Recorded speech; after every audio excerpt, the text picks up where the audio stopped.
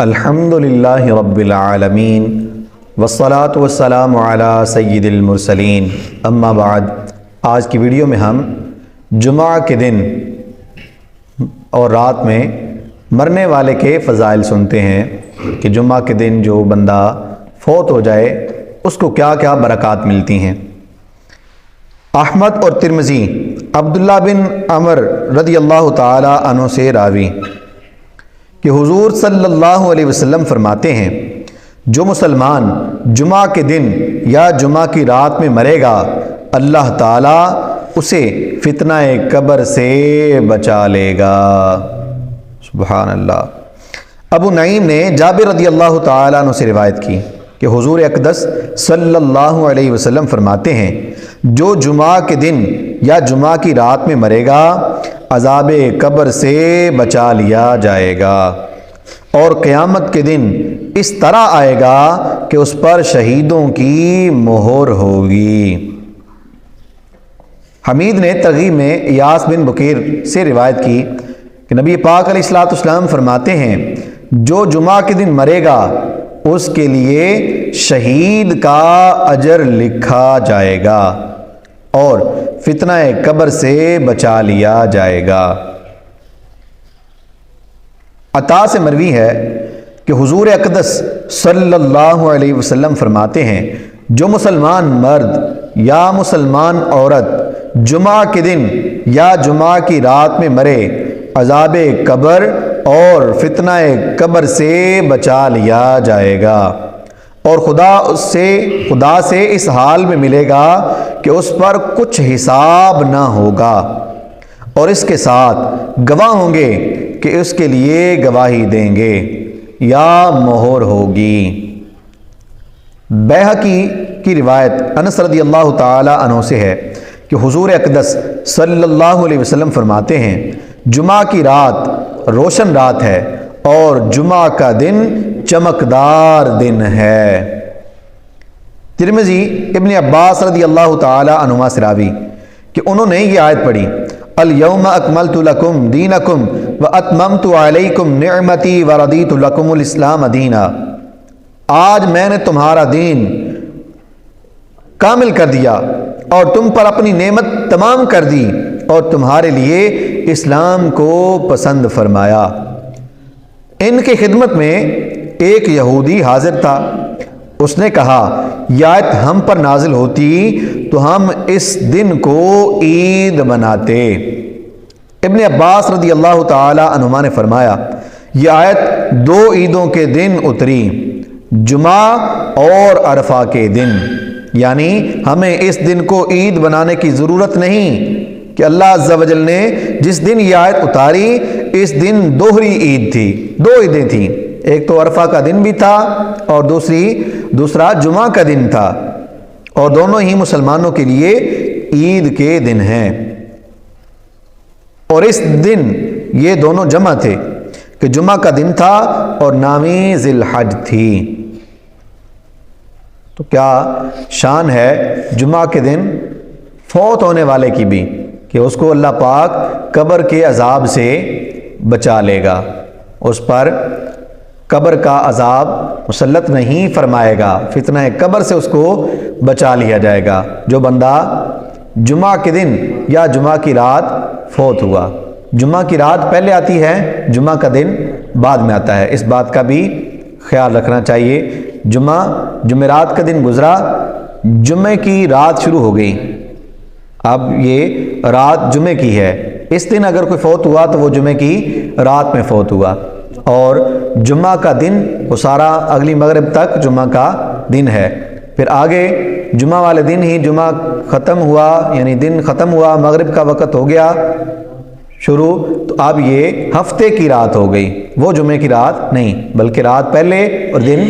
بعد میں آتا ہے۔ اب جمعہ کے نماز کے فضائل ہم سنتے ہیں کہ جمعہ کی نماز کی کیا فضیلت ہے۔ مسلم، ابو داؤد اور ترمذی، ابن ماجہ، ابو ہریرہ رضی اللہ تعالیٰ عنہ سے راوی کہ حضور اقدس صلی اللہ علیہ وسلم فرماتے ہیں، جس نے اچھی طرح وضو کیا پھر جمعہ کو آیا اور خطبہ سنا اور چپ رہا اس کے لیے مغفرت ہو جائے گی۔ ان گناہوں کی جو اس نے جمعہ اور دوسرے جمعہ کے درمیان کیے تھے، اور 3 دن اور یعنی 10 دن کے اللہ پاک اس کے گناہوں کو مٹا دے گا۔ اور جس نے کنکری چھوئی اس نے لغو کیا، یعنی خطبہ سننے کی حالت میں اتنا کام بھی لغو میں داخل ہے کہ کنکری پڑی ہو اسے ہٹا دے، تو یہ بھی لغو کام ہے۔ کوئی کام جب خطبہ ہو رہا ہو تو توجہ کے ساتھ اس کو سننا چاہیے، ادھر ادھر کی باتیں یا ادھر ادھر دھیان نہیں دینا چاہیے، بلکہ توجہ کے ساتھ بندہ سنے۔ طبرانی کی روایت ابو مالک اشعری رضی اللہ تعالیٰ عنہ سے ہے کہ حضور اقدس صلی اللہ علیہ وسلم فرماتے ہیں، جمعہ کفارہ ہے ان گناہوں کے لیے جو اس جمعہ اور اس کے بعد والے جمعہ کے درمیان ہیں، اور 3 دن زیادہ، اور یہ اس وجہ سے کہ اللہ تعالیٰ فرماتا ہے جو ایک نیکی کرے اس کے لیے 10 مثل ہے، ایک نیکی کا ثواب 10 گنا ہے۔ اس لیے تو جمعہ کے دن جمعہ پڑھے اچھے طریقے سے تو اللہ پاک اس کے لیے 10 دنوں کے گناہ مٹا دیتا ہے جو پچھلے 10 دنوں کے گناہ ہوئے۔ ابن حبان اپنی صحیح میں ابو سعید رضی اللہ تعالیٰ عنہ سے راوی کہ حضور علیہ الصلوۃ والسلام فرماتے ہیں 5 چیزیں جو ایک دن میں کرے گا اللہ تعالیٰ اس کو جنتی لکھ دے گا۔ نمبر 1 جو مریض کو پوچھنے جائے، نمبر 2 جنازے میں حاضر ہو، نمبر 3 روزہ رکھے، نمبر 4 جمعہ کو جائے، نمبر 5 غلام آزاد کرے۔ جو بندہ یہ 5 کام جمعہ کے دن کرے گا اللہ پاک اس کی مغفرت فرما دے گا، اس کو جنتی لکھ دے گا۔ یہ حدیث پاک ہے۔ ترمذی بافادہ تصحیح اور تحسین راوی کہ یزید بن ابی مریم کہتے ہیں میں جمعہ کو جاتا تھا،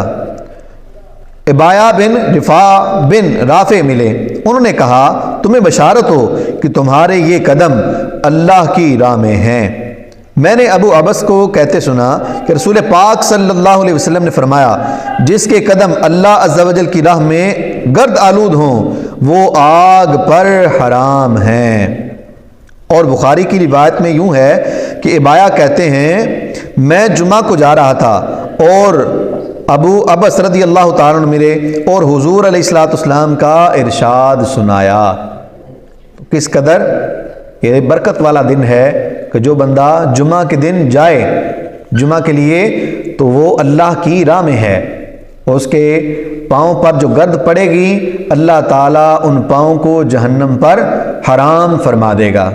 اب ظاہری بات ہے پاؤں بندے کے جسم سے الگ تو ہوں گے نہیں کہ پاؤں تو جہنم سے بچ جائیں اور بندہ جہنم میں چلا جائے، ایسا نہیں ہوتا، بلکہ جسم کا جو بھی حصہ جہنم سے بچ گیا پورے کا پورا حصہ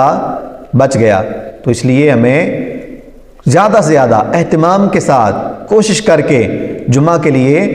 جانا چاہیے، اور ہو سکے تو